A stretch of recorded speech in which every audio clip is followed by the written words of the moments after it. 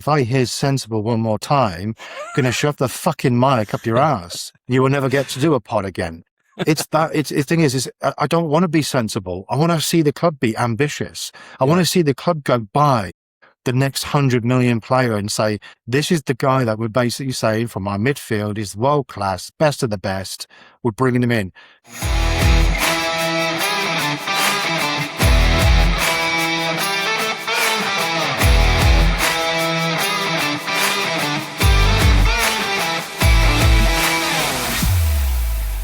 Let's kick it off. I'm your host, Steve, and I'm joined today by Ash and Scott. And it's the day after a 2-0 defeat for Manchester United in our first Premier League game against Hull City away from home. So, Scott, I'm coming to you first here. We've not heard from you from a good while, apart from the odd message in the WhatsApp group, mostly saying we haven't done enough in the transfer market. So, firstly, tell me about your thoughts on the game, and I'm sure that will link into the window as well. So, Scott, the floor is yours. Diabolical is probably one word you can use. Shocking, utterly shocking. And I think you get two sides of the story, and you get two sides of kind of the argument, where it's first game of the season, and you got fans kind of going, "Oh, well, it's first game of the season," Carrick's first official has been, full-time manager, and then you've got a completely new midfield. For me, it's just excuses, more excuses, and you look at it and kind of go, the attitude, the hunger, the desire, everything. Again, we've talked about this before over the years, and it's just not there again. The first game of the season against Hull, everybody knows, was it the worst promoted team from the Championship? Yep. And you look at it and kind of go, they're going to be up for it. And again, you look at the team that they've got, and no offense to Holland, and I was born there, so technically I might have some allegiance to it, but I just look at it and go that they are probably the weakest Premier League team at this moment in time, but they made us look like amateurs. Defensively, midfield, attacking, we just didn't have any options. And you look at and again, I was watching the game, but I watched the game more closely as the midfield, because obviously that's the focus point. And if that is our first, and again, if that's the first choice midfield that he's going to be selecting, because again, I don't know why Mainu wasn't in the starting of him. He's had a summer off pretty much, and he's been training. He hasn't played for England, but obviously he's been training and he's been keeping his fitness up. And then if Baleba gets over the line, you kind of look at it and go, if that's our main two midfielders, they were non-existent. And I think I made the message on the WhatsApp that you look closely at Santos, it reminds me of Fred. The way he passes, the way he runs, passes probably, maybe 2 or 3 seconds short, slow. Is getting intercepted quite quickly, and that was Fred all over kind of thing. I don't want to be too harsh on the guy, because obviously it's a new club, first game, but we just spent 50 million on him, and it is meant to be, one of our main summer signings. So I thought I was really disappointed with him. Simmons is like, talk about buying an average player, stepping up into, supposedly a team that should be fighting for the league this season. A season that we could potentially have, in the sense of, Arsenal look like favourites, but you look at that, you just look at it and you kind of go, that's our first choice midfield at the moment. But then I look at the whole team, the whole team, it was just from defensively, I've got nothing against Harry. I think Harry is one of our better defenders, probably one of our better attackers. You look at the, Heaven again, you question, why was he starting? I think he's a decent young player, first game of this season. Do you really want to throw him into it? Holloway, and just on that, like, what was that fitness? Because obviously Lindelof scored an own goal today. That's why he's in my head. Martinez, he was apparently fit, as said on the last pod, right? So he's not like he's not quite fit. He had an injury at the World Cup final, got taken off. Yes, so he's just short coming back, and then. Yeah, who else? Obviously, Euro, is he fit? Euro's fit. He played right back. Yeah. The thing is, if you watch the AC Milan game, the signs were there. Defensively, they were awful. Midfield were awful. It felt like, if you actually watched the game back and watched the heat map, it looked like a 4-2-4. They were overrun. Again, Dorgo, a question mark across Dorgo. I think he's a fantastic left back. But he's not a winger. Didn't buy him as a winger. Didn't come from that club as a winger. He came as a left back, and that's what we purchased. And yeah, he was trying to play in an Amrin system, but I just don't think he's a solution to be a left wing back or a left winger or that one of those front three. I think he's got fantastic pace and fantastic energy and an engine at left back. It's better than Shaw. So again, I question the tactics from Carrick. But I think across the, and again, apart from, I thought Mbeumo started well, but I think he missed a couple of chances that, again, he looks fitter. They weren't the best chances, were they? So no. An elite striker, Harry Kane, puts it away when you're not really supposed to. Like they weren't clear cut, but they're good enough chances to score from. Yeah, but Steve, what about the wages and the resale value of Harry Well, Kane? yeah, this is I was even thinking of it today. You know how you, us, and Carl Anker shut me down on Lewandowski, right? And I get it, age 300k, but this is what you get when you pay the big money. They take their chances. That is the difference, right, Scott? Yeah, but I think I advocate big signings, right? I just think, for that particular situation, no, I get it, but I wouldn't have done it. Yeah. The thing is, and I don't want to go too much about it because it's like we're being fixated on this wages. This current era of fans, this fixation of we're paying 300 grand or 400 grand. Accounting fans, Ash called them. Yeah, literally. And it's kind of like you look at it and go, they probably weren't even born or brought up in the era that we have, where it's like, were you interested in what Cantona was earning or interested in what Rooney was earning? You know what I mean? They probably weren't because it wasn't public knowledge. And you look at it now and it's kind of like, is the market value of a top striker, you've got to pay that level of money. Do you really think, Vinny Jr. sat at Real Madrid on 100 grand? No. So if you want to get a Vinny Jr., you're going to have to pay him 400 or 500 grand kind of things. I just think there's so much fixation on this wages. A wages is for the club to ensure that they're within a bracket, within a spend limit that they can afford. If they want to go pay Harry Kane 900 grand a week, go for it. Yeah. You know what I mean? You're bringing in an elite striker. So I think we get too fixated about these wages or the market value or anything like that. To go out, you've got to pay top money. And we've done this. Man United have done this throughout the history, whether it was paying 30 million for Rooney at a time when he was a teenager. You've got to pay those big bucks. No other club wanted to pay 30 million, but you look at it and kind of go, that's what you've got to pay. You've got to pay these premium prices.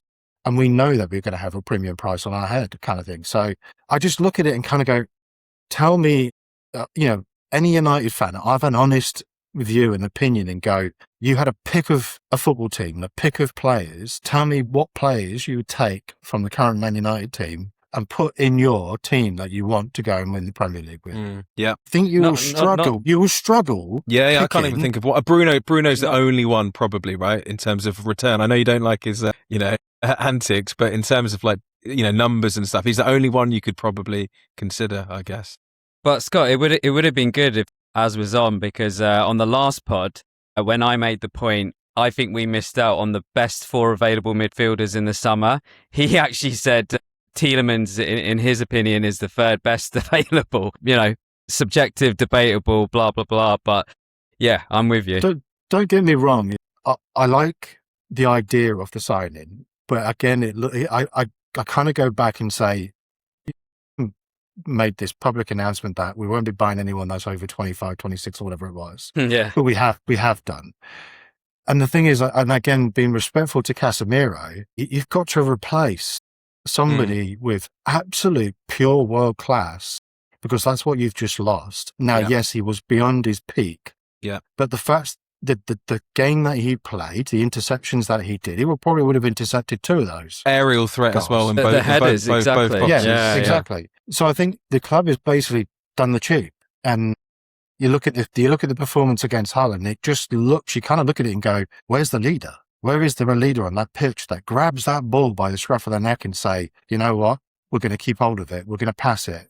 We're coming under a bit of pressure here. You just look at all of them and you kind of go, there's no real kind of leader on that pitch that just drags them through it. You've got Bruno who just has it doesn't go his way, he has a moan. You know what I mean? And it's kind of like, you looked at his attitude and you always know if we're going to be in for a tough game, because Bruno's attitude from the get-go, you just know. So I think across the pitch, it was an awful performance. There was no drive. There was no hunger. I'm for Rashford being back, and I think you should have started first, to be honest. The same with Manu, but I think you look at it and you go, even he came on, it was kind of like, really? Is your heart in this? Yeah. And I just didn't see it. Why I do you didn't see think any Mainly hunger. didn't start, Scott? Again, I don't know, because I look at it and kind of go, he's had probably the best summer of anybody. He's not played a single minute of football in the World Cup. He's trained, he's kept fit, he's had a decent break. He should be fresh and hungry.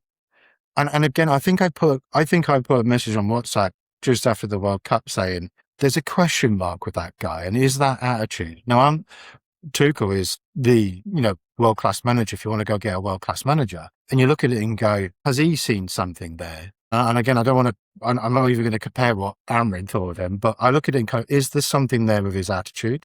Is there something there with his kind of like training, antics? I don't know. But when he plays, you can tell Manu is playing. The way he can control the ball, and then the way he can actually drive the ball through the midfield. That's the big difference to me, and that's what we completely lacked in that game. That quality, that driving that ball forward.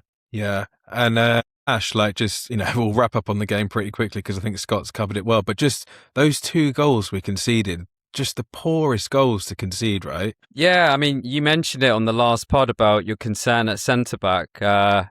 We talked about the numbers of centre-back we've got, but if they're all not good in the air, it doesn't really make a difference. I know De Ligt is probably the best that we've got, and obviously he's only just returning. But I actually want to touch on a point that Scott mentioned with Aidan Heaven, and this is not to blast the kid because I think he's super talented, but I watched enough of pre-season. I watched enough, obviously, of the games last season when he did play as well. He seems to have this thing where he follows the ball. That's in open play. He follows the ball, and then it leaves like gaping holes because his body movement at the moment is not good enough to like react and turn. But then if you look at the first goal, for example, there's 2 mistakes, Stephen. Again, you mentioned your concerns about Luke Shaw. Luke Shaw actually, I think, lost both headers on both goals. He lost a near post header, and I think the goal scorer on the second one, it was him who was marking. Far post, yeah, second one. Set pieces, it was a problem last season, conceding goals. I was a little bit worried about what Bruno Fernandes said at the end of the game, saying it's the same as last season. I'm sure Scott's going to say straight away, why is it that, why haven't we fixed up? Another concerning quote I didn't hear. I heard it on the radio today. Apparently, Shaw said we didn't prepare well enough. I heard that. He said do you know what? I'm bored with Luke Shaw and his comments, especially when we lose games. Yeah, people can say he's honest, but it's just like, I'm bored of it. It's 10 years of the same stuff from Luke Shaw when it comes to these excuses after the game. To be honest with you, I think a lot of the players should have been just quiet with even, Instagram posts, etc. yesterday. It's just more like get back to training and get 3 points on the board next week. Yeah, I think, and I was looking at the stats earlier just to see if anyone can try and spin this in a positive, and you look at the stats and XG says we should have scored 2 goals and Hull should have scored 1, and we had 70% possession and they had 30% and we had 15 shots and they had 5 or whatever. But then I actually just I thought I'm going to just watch the highlights again just to remind myself. It was 3 or 4 minutes Sky Sports highlights, and for those 3 or 4 minutes, every chance was Hull apart from the 2 Mbumo, half chances really. Apart from that, it was Hull's, Hull could have scored a few more. Lomon's obviously a few saves. So I'm not going to buy the narrative that we were unlucky. But we were definitely not unlucky. And, it goes back to basics.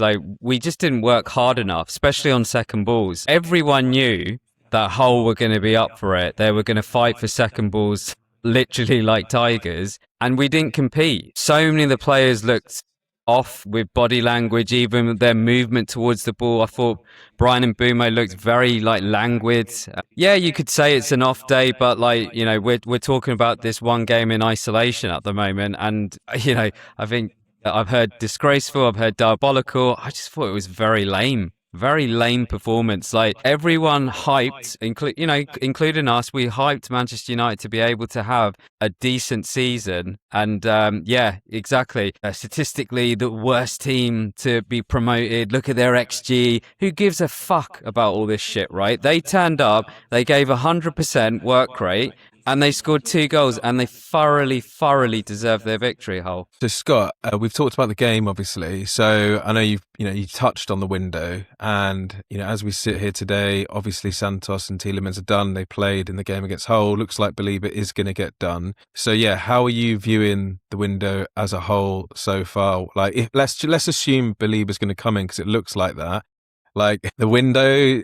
We were having this discussion on the last pod. Like I said, it when Belieber comes in, that just about gets it to an acceptable level, possibly. Like it's nowhere near good. It's just about acceptable. So, like, where would you rank or rate the window so far? It's a piss take, and the fans should be pissed off. And Belieber or no Belieber, I still think the whole entire window has been an absolute joke. And this is why this fan base is probably the biggest and largest disgruntled, disorganized fan base that there ever is and ever has been. Because you've got a fan base and you've got other pods like this that are basically kind of shouting from the rooftop saying, we've got to be sensible, we've got to be sensible. If I hear sensible one more time, I'm going to shove the fucking mic up your ass. You will never get to do a pod again. The thing is I don't want to be sensible. I want to see the club be ambitious. I want to see the club go buy the next 100 million player and say, this is the guy that we're basically saying from our midfield is world class, best of the best. We're bringing him in. Can we go and afford another one? No, but we're going to go buy 35 million pound Tielemans. But what we've gone is got the 100 million pound player. Yeah. Do we need to sell players now to buy more? Yes. Yeah. I'd rather do that. That is Man United of main signing. Go buy Varane, main signing. Go buy Ruud van Nistelrooy, the main signing. That's what we've done. Built a team, build that core base. And again, the Elliot Anderson, whether he was going to go to City or not, I just look at it and kind of go, give him 120 million and shut the fuck up. If he doesn't accept that, then fine. We've gone in. Exactly. We've tried. We've tried. You've done your absolute best. Yeah. Exactly that. And the thing is that you can go back to Rice, you can go back to Kane. Kane wanted to come. Probably Rice would have come. Yeah. You look at it and then the amount of money we've spent and wasted on midfielders, strikers, and you look at it now and kind of go, is really Sesko that main striker? Yeah. Again, I don't want to, again, the guy was unfit, not fully fit, and he had a good end of the season. It's not even on him, Scott. Like, Sesko, he should be the backup to an elite striker. But then so did Højlund's exactly the same. Exactly. Yeah. I would have liked Højlund to stay if he had a Kane. If Kane was there, kind of learn this trade, Højlund kind of thing. And the same with Sesko.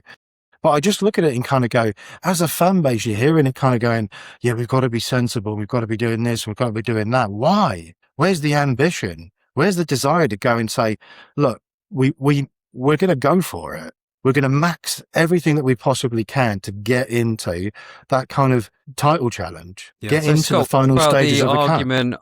What about the argument with 150 million, let's say, 150 million, you get 3 midfielders versus the one? Where do you stand on that? Tell me, out of those 3 midfielders, who have we replaced Casemiro with? Tell me what world-class midfielder. We're going to spend 70 million on Belieber, who's had one of the worst seasons in the Premier League last season. Yes, the guy was injured. We know the potential is there. Potential. Yeah, exactly. That's the problem. We're spending 70 million on potential. Will it ever work? We're buying 50 million for Santos. I don't even know who the guy was before he joined. He's 5th, 6th choice midfielder. So tell me, what Premier League experience has he got? Probably some Chelsea fans going to say, well, we started 15 games last season. Well, he was really noticeable. Yeah. And you got Tielemans, who's coming on to 30. That really is our future. Yeah. I just look at it and kind of go, you've not solved anything. All you're doing is buying this bulk kind of average players to kind of say, we're in the Champions League, we need a bigger squad. Yeah. Forget about that. Isn't the argument, though, for example, with Casemiro, and I think we should actually say there was like a Casemiro hole yesterday, right? Whether it was tackling and, in the air. But isn't the argument then, for example, when Roy Keane left, we replaced him with Michael Carrick, very different defensive midfielders or midfielders, right? Can we not say the same, that with 3 players replacing Casemiro, okay, it's not in one body, but the spread of attributes, supposedly is across the 3, right? Because you got Tielemans as the passer. Santos is supposed to be, effectively a better Fred or, a box-to-box midfielder, and then Balaba's effectively going to be your Elliot Anderson type signing in terms of transfer fee and age profile. Sorry to use the word profile. I know that will probably annoy you, but I'm just kind of putting, I'm sticking up for the accountant fans, right? Because we have to sometimes be balanced. So what do you say to them fans? Fuck the accountant. Fuck him. And this is coming from football. A finance guy as well. This is coming from This is coming from a qualified accountant. No, not the qualified. But if you look at it, it's football. Where's the passion? Where's the ambition? Let the accountants do what they need to do at a club level. They need to balance the book. They need to get the commercial revenue coming through. They can sort out the wages, but where's the ambition from the club to say, no, if they turn around and said to the fans, we've got Elliot Anderson, and guess what? We spent our money. I would have been over the moon. I would have gone, you've gone out, showed some balls. You've got the A player that you wanted to replace Casemiro. But the thing is, I look at it and kind of go, if that worried about the money, sign Casemiro for another year. It's costing you more money financially to go and buy 3 players, to go pay 3 players' wages, than to say to Casemiro, you know what? The fans are straight out for one more season. Yeah. Then give him one more season. Let him filter out naturally. He can play an element of 60 minutes, 70 minutes. But when you've got an Elliot Anderson next to him, and you've got Mainu and you've got Casemiro, you start looking at that midfield and go, interesting. But this is what I mean, is that they haven't replaced him. They've just basically brought in average players. I was thinking about it today on a nice, pleasant walk with the sun out. Obviously, the strategy regards to transfers, right? Let's make it very clear. Transfers was nothing to do with yesterday, right? So it's 2 separate points for me. So just going back to the transfer policy and to Scott, the ambition, right? Eventually, whether it's 2020, we want to win the league again, right? We're not Leicester, we're not Brighton, we're not Brentford, right? We are one of the biggest clubs in the world, but it's going to be 15 years minimum since we've won the league title. So what is the plan to get back? And I was thinking about the Arsenal squad and the squad building that they've done over the last 5 years. And I was trying to put a positive spin in my head. It's like, okay, fine. Ineos, we know Ineos's culture as a business is obsessed by cost cutting and penny pinching and just being incredibly stingy, right? They don't spend the pound easily. We know that, right? So based on that, and they're in charge with the sporting, aspect of the club, I'm thinking, are we buying the bodies, right? So for example, the 150 million we spent to get 3 midfielders and getting consistent top 4. It's not my ambition, Scott or Steve, but I'm just saying that seems what they're trying to do. And in maybe 2-3 years' time, and like I mentioned on the last pod, I feel like we've missed out on this 26 window with central midfielders. Are we only going to go big, whether it's in central midfield or strikers, in like the next couple of summers that are coming up, providing we get Champions League football? Because from a squad numbers perspective, Arsenal done the same in that they built numbers up. People didn't know about Marino and players like that. They're only being talked about now because they added Declan Rice almost at the right point in 2023. And obviously, we all argued that we should have done that, right? We should have been going for Declan Rice, but we stupidly went for Onana and Mount. So I'm just thinking, is that what they're trying to do? Are they trying to build a squad and just have the wool over us with the 150 project? That's probably their plan, right? They're sitting back behind the scenes on their fishing trip or in Monaco or wherever these guys do their strategy. They probably are thinking that, right? That yes, we're going to beef out the squad.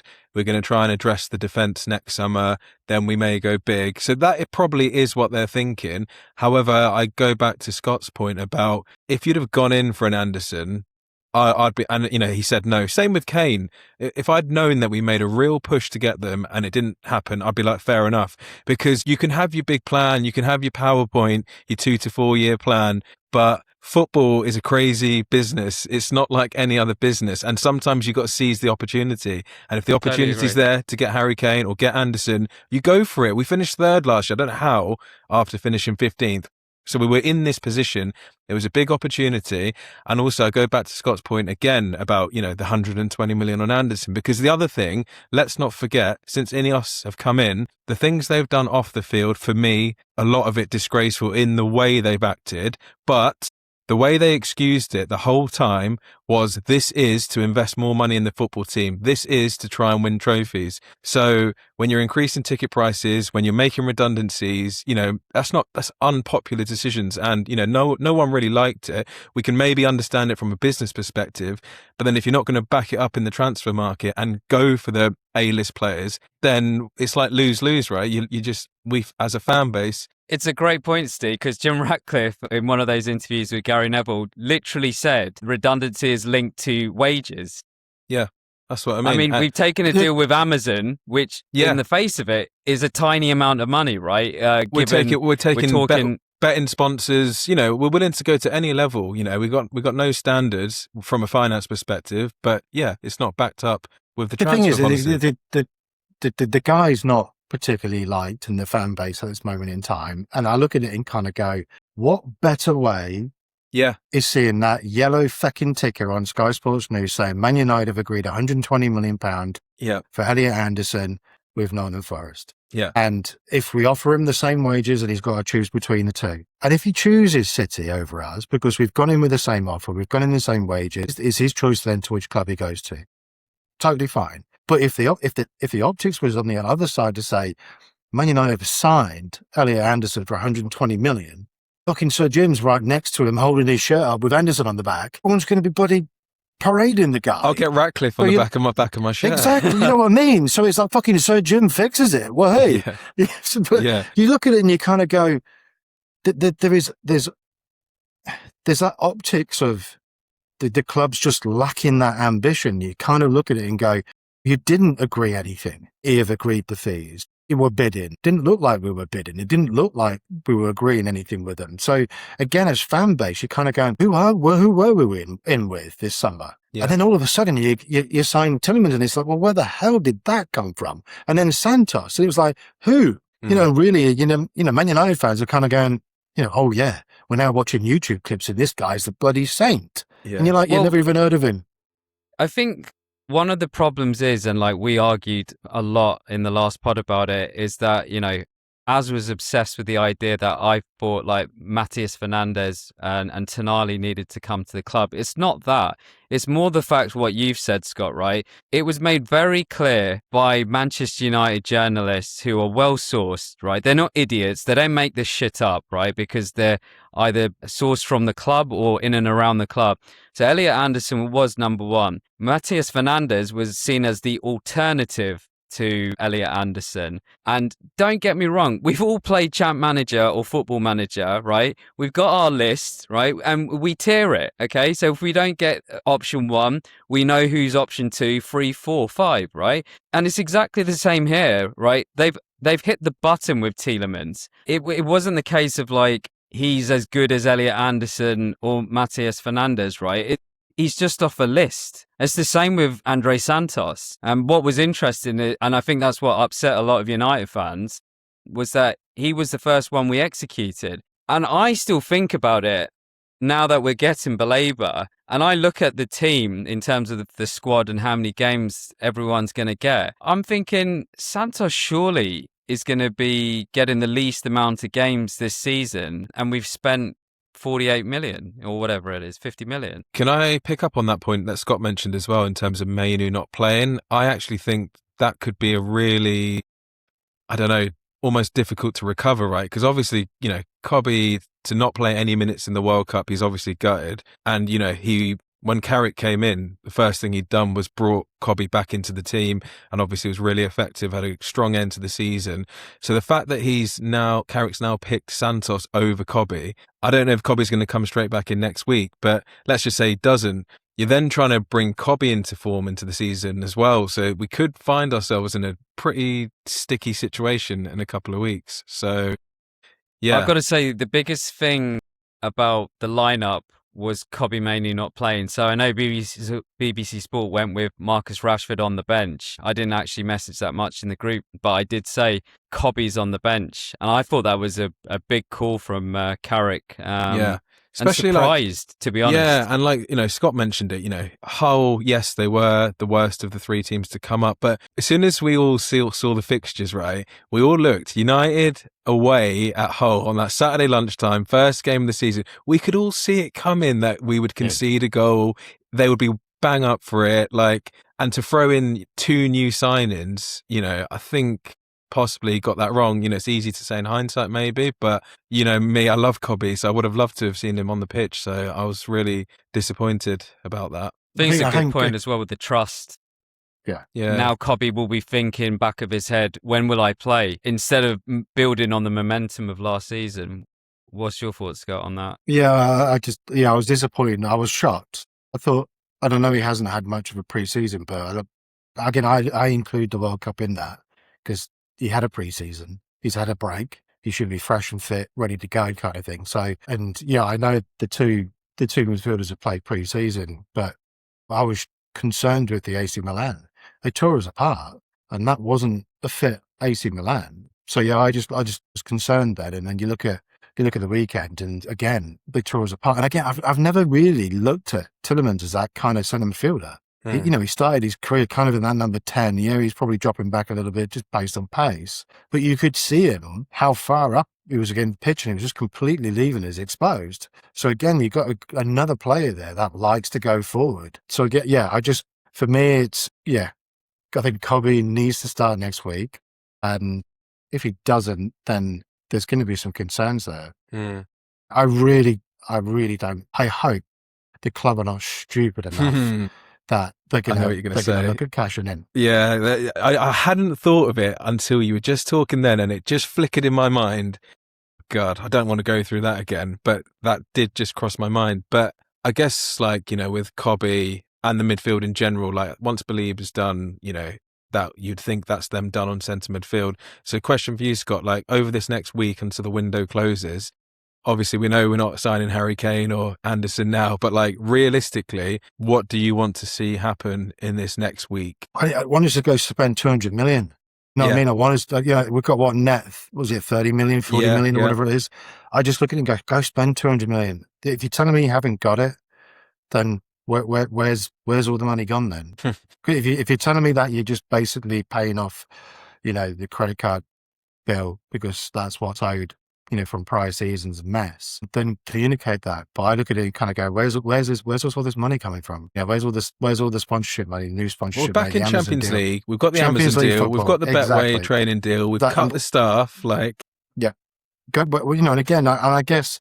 I get it that there was Ugarte, the Rashford, that the expectation was that they were going to be sold. Yeah. And that was going to bring in, 30, 40 million plus. But you have to have a model that says, okay, so what happens if he gets injured, or what happens if Rashford doesn't sign? There is a plan B there, I hope. And it doesn't feel like there has been a plan B or plan C. We've almost gone straight to plan bloody E, and he's picked whatever's left. And again, there's that optics. And again, listening to another fucking stupid pod, you got them going, last season we beat Newcastle to Mbumo, Newcastle to Cunha, Newcastle to Sesko.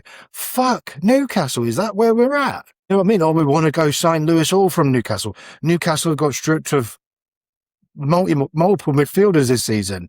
Well, they're just giving Liverpool a run for the money with a new manager, with a new team. And I look at it and kind of go, that optics again. This club is selling us down the flipping river, and it's going, we're beating these teams to these signings. It's Newcastle. Is that where we are? Is that the level of ambition, and that this club is selling us down? And these fans and these pods are going, we've got to be sensible. We've got to compete against the likes of Villa and Newcastle. No, I'm not that.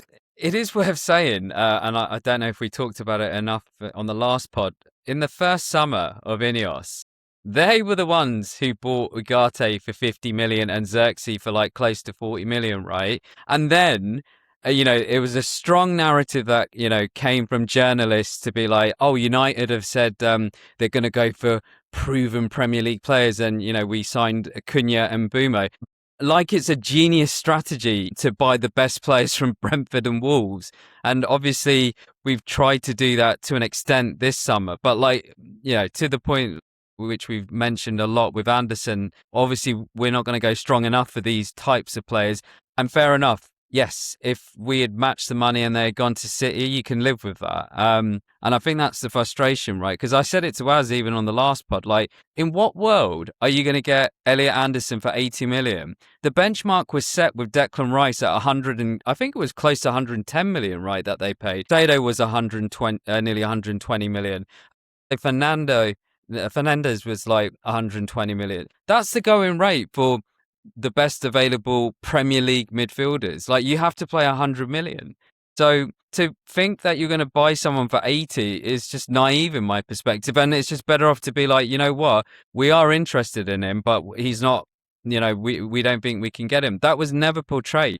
It was always, we are in for Elliot Anderson and, he's our number one target. The thing is, even Enzo, I look at Enzo and kind of go, that's the sort of player you want. You want somebody that's going to kick somebody, hold that flipping ball and tackle. At the moment, you haven't got anyone like that. So again, I look at it and go, if he's available for 120 million, why wasn't that plan B? Chelsea want to sell. He wants to go. Again, whether a City were going to come in or Real Madrid were going to come in, test the waters then. Go put a bid. I want to see that yellow ticker. United have been ambitious. They're going out and bloody bidding for players that you wouldn't expect them to. Now, I make the final point on the guy behind Ash's shoulder. Where's it gone? Where's that flair? You had it with Beckham, you had it with Cantona, you had it with Rooney, you had it with Nani, you had it, I've been respectful with Nani because he was a flair. But you look at those flair players, where are they gone? Giggs, Scholes. And again, I don't want to go back on with this past and stuff like that, but tell me who we've got in this team that can create something. If somebody said to me, you know what, United have gone in and got paid 20 million for Grealish, I'll be happy. Because he can create something, it's flair. It's got a bit of skill to it. Yeah, it's United DNA. Like it goes back to George Best, and I was going to say it's reflected by this guy, Sir Bobby Charlton, the greatest Manchester United player ever. It's like, even going back to yesterday, like, it just was so disappointing that these guys didn't even put effort in. I don't care if it didn't, if that's like an accusation, right? It just didn't look like it. They were slow to everything. The thing is that the signings that we've got are no better than Scott McTominay. Yeah. And we never should have sold Scott's better, if anything. I mean? Yeah, well, yeah, you know what I mean? Yeah. Do you know, I don't know if you guys have seen the Jose documentary on Netflix. Have you guys watched it? Slowly starting to watch. Okay. I'm on the second episode. Okay, yeah. So I finished it this weekend, and I think I sent it in the WhatsApp group about what Laura said about United these days, and she goes, I don't know who anyone is and they're boring. That's what she says as a casual fan, right? But she doesn't know who anyone is. But the reason I mentioned Jose is watching that documentary, obviously the first half of his career, sensational, right? Everyone agrees with what he did at Porto, Chelsea, Inter Milan, even Real Madrid, going back to Chelsea. And I only realised this weekend, it was actually United, the first club he didn't win the league with, right? Every club he was at, he won the league.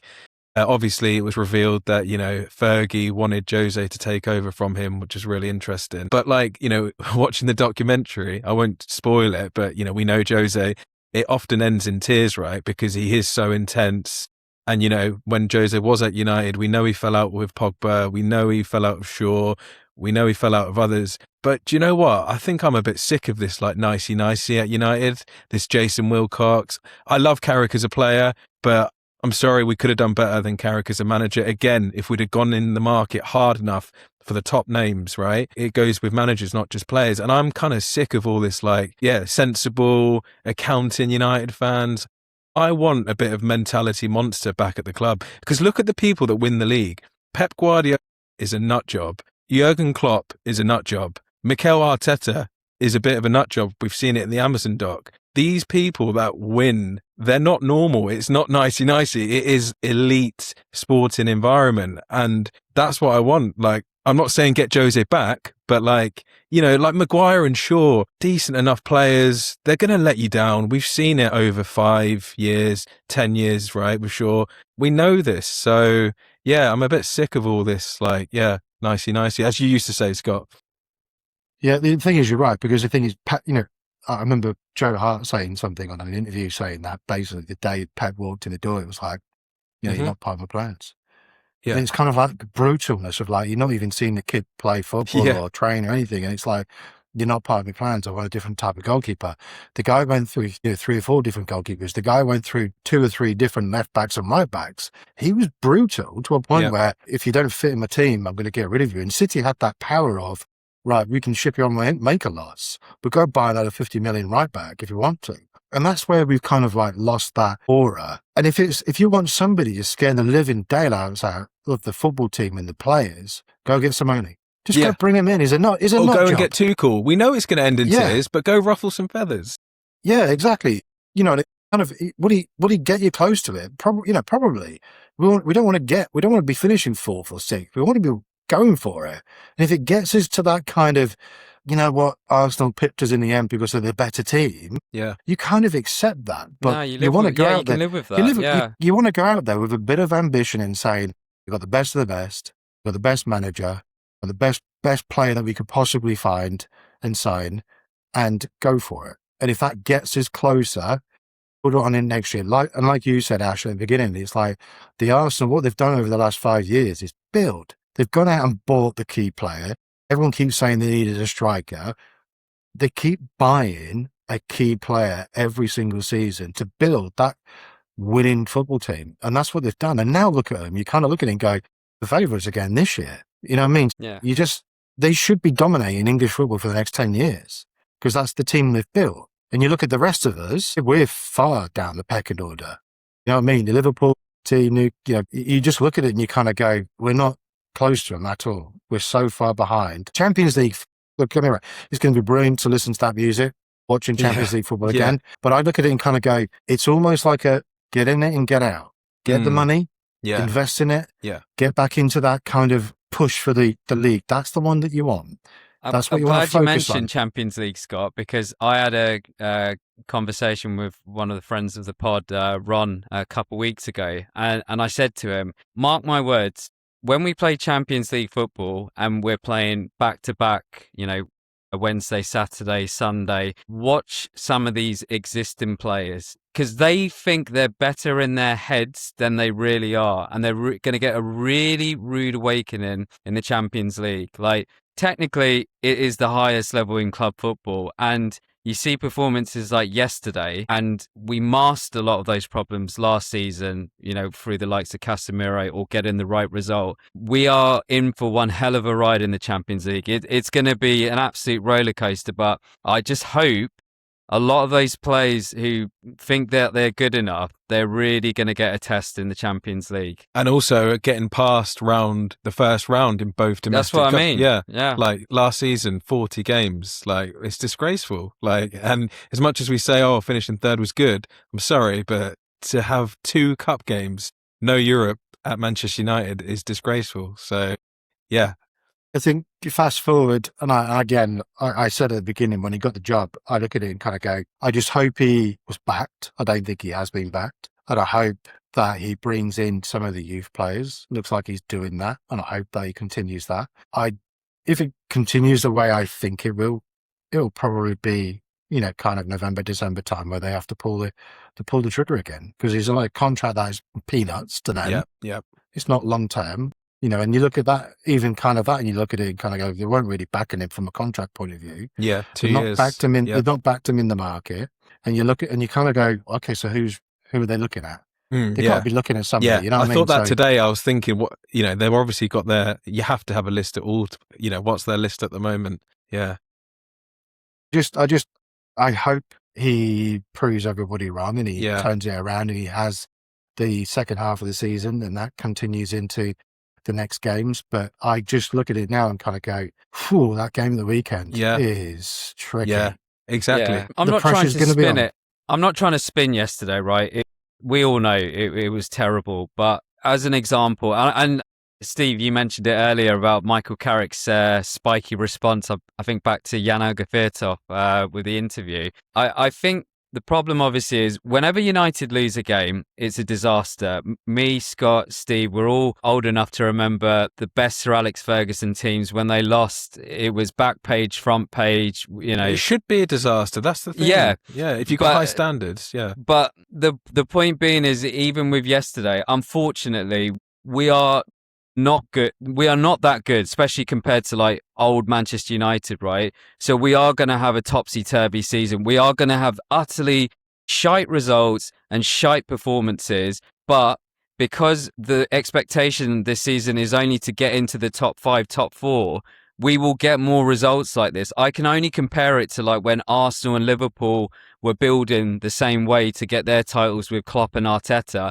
Unfortunately, this is the road. But like, for example, I thought last season's game against Leeds was one of the worst performances I've seen under Carrick. Like, Leeds should have won like 10-1. The only positive about yesterday was that if we actually had a clue of how to defend set pieces and actually work hard, we probably win the game. And that's the thing that United have got to learn very quickly, the players, not so much Carrick. And then, you know, as far as Carrick is concerned and the coaching staff, is they've got to make, you know, these decisions like dropping Kobbie Mainoo work. You can't have Andre Santos playing ahead of Kobbie Mainoo, I'm sorry, and then lose 2-0. Yeah. So that's what he's got to like change. The thing, if it was me, if he doesn't get 6 points out of the next 2 games, he has to go. Big call. He has to go.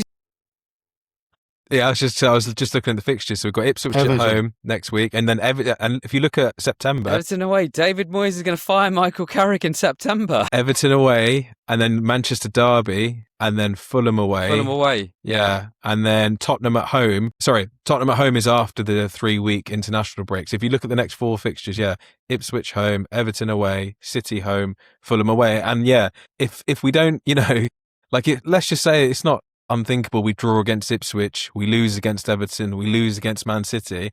Can you imagine the situation then? You know, so the thing is that I think he's out of a job. It's going to be, they're going to pull the trigger. They have to. You know, they can't have another situation where they dilly-dallied with Amrin and kind of going, "Oh, we didn't really want to sack him, but you needed to." You think Eddie Howe's ready already? Yeah. The thing is, again, I look at it and kind of go, is he the best available? Again, I think we just talked about, you know, going and getting a nut job. Are they going to go and pay 20 million to go get Simone out of his contract and bring him into the Premier League? If he ever wants to come to the Premier League, he's one that's kind of surprised me that he's never really come. But they obviously knowing Ineos, Scott, they're not going to do that. It's going to be Eddie Howe because he's out of contract, or it's going to be Nagelsmann because he's out of contract as well. Those are the probably 2 on their list. Probably more Nagelsmann because of the links to the hierarchy as well. Eddie's different in the sense that he's a manager and he's a coach. Premier League experience, and he's got Premier League experience, but he's also got that kind of knows how to build a team and bring them together, and they fight for each other. He's just had a bit of a raw deal at Newcastle where I just think they've pretty much everything under the rug, you know, underneath him kind of thing. And you look at who they've brought in, you could argue, you know, he probably wanted better. So it's probably time for him to go. And the fact that it's probably been absolutely relentless for him up there. So yeah, I just look at him kind of go, he's the best available. And I wouldn't be disappointed if they pulled the trigger and said, you know what? Fair play. I wasn't expecting to be going through the shortlist on episode 2. But I was going to say, do you know what though? Like this is realism. I'm sorry. You can have those other pods or those other fans that say, "Oh yeah, we're going to win the league this season," but we live in the real world. And if I tell you over the last decade, the managers that got sacked mid-season: David Moyes, Jose Mourinho, Ole Gunnar Solskjaer, Erik ten Hag, Ruben Amorim. That is a pattern, and the last 2 of those were under Ineos. So Ineos haven't made it through a season with the same manager at the start and end. So, you know, people can call us knee-jerk or overreacting, but the recent history speaks for itself, right, Ash? Absolutely. I mean, it doesn't seem to matter who's in charge. There's just a pattern of managers being fired. And it wouldn't be on Carrick if he did get fired, right? It's bigger than Carrick, you know? Yeah, no, this is a systematic problem, right? This is a cultural problem. First with the Glazers, like, you know, they're the inherent cancer at the club. That's episode 3 is going to be Glazers and Ineos. Yeah, exactly. So, you know, the Glazers are the cancer. They're the ones who've taken over £1 billion out of the club, you know, since owning it. They're the reason Old Trafford looks the way it is at the moment. You know, that's the reason we can't buy an Elliot Anderson etc. in terms of like more available money. Then you've got Ineos, who've ripped the soul and culture out of the club as well. So yeah, it's a pattern. And it's interesting, Steve, that you mentioned Jose earlier, because I still remember like the arguments within our WhatsApp group about Jose being the problem, and once he's gone, Manchester United will be fine. Well, he got fired, I think, in December 2018. After So Liverpool, was it? So what we talking now? 8 years since he's been fired. Has much got better? I've seen a clip of Jose saying he did get fired, and he did basically say, not much has changed at Manchester United. You've had players like Scott McTominay being, seen as a monster mentality problem. Yeah, it goes back to what you were saying earlier, Steve. Like, we've become a soft touch as a club, and particularly for like me and Scott, because we're a bit older, we saw that with Liverpool, right? When Manchester United were coming up in the early 90s, the patterns of Liverpool, unfortunately, I thought we were smart enough to like not repeat them, but pretty much to a T, we've repeated the patterns of Liverpool. We've bought mediocre players for big wages and big transfer fees. We've got into a rut as a fan base to be like, these players are good enough when they're simply not. You said it on the last pod, Steve, about the defence. I haven't really focused on the defence because we've had that many problems in midfield. But like, I was, again, on my walk this morning, I was like, geez, yeah, you know what? We really need to spend some money next summer to get a top-class centre-back and a top-class right-back. And they're not like there. And a left-back? Well, I'm hoping left-back is kind of sorted this summer, right? I mean, that was Don't what hold was your breath supposed to happen. Yeah, exactly. And this is the thing, right? Like, Lewis Hall is the next best English left-back to get, but I don't think we'll get him because Newcastle will probably hold up for 60, 70 million, and we're not prepared to pay it. Yeah.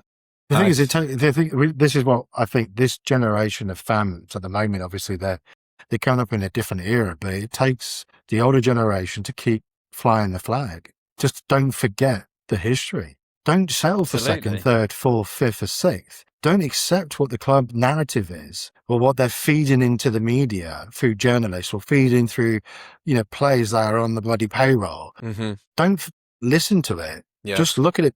Watch the football game in your own eyes and make a judgment that game on the weekend was shambolic. It was just, all over the place. That is not Man United. Go watch some games from, the 50s, the 60s, the 70s, the 80s, the 90s, early 90s. Just go and watch those type of football games and you'll realise what this club is about. That flair, that passion, that attacking style of football. Entertainment, yeah. It's entertainment and it's gone. And you look at it and kind of go, and Steve, to your point about, again, I look at it and go, Glazers and Ineos, so they're just not going to hire that type of manager where you want a manager like a Mourinho, Moni, Pep or whatever, kind of coming in that says, I want complete control. What I want, I get. If you don't do it, then I'm just going to be an absolute flipping nightmare. And I'm sure Sir Alex was the same. He was coming up, he wanted to build something. They gave him probably longer than any manager in this current generation would get anyway. But you look at that kind of the history and the foundations of what the club was founded on. It was brought with some Matt going through the history, the generations kind of thing. That there was that foundation there. That's just completely been torn apart. With all of these so-called managers that we've brought in and top-class managers, they've just not been given the time to really kind of say, you know what, we have to go in this direction. You've got to back me.